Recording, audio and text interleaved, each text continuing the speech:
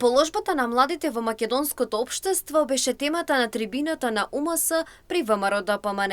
Платформата 1198 содржи голем број на младински проекти, кои што ќе бидат од особено значење за младите, истакна претседателката на УМС Билјана Јанева. За разлика од оваа ненародна власт предводена од СДСМ и ДОИ, ВМРО ДПМН мисли на младите. Имаме предвидено многу младински проекти во платформа 1198 кои ќе бидат од добробит за младиот човек.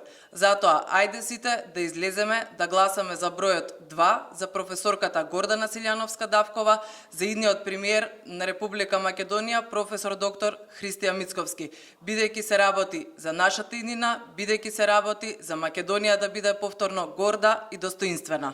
Во деновите кои следат се наближуваат изборите кои треба да се оддржат на 8 мај. За таа цел, таа порача до граѓаните да го дадат својот глас за број 2.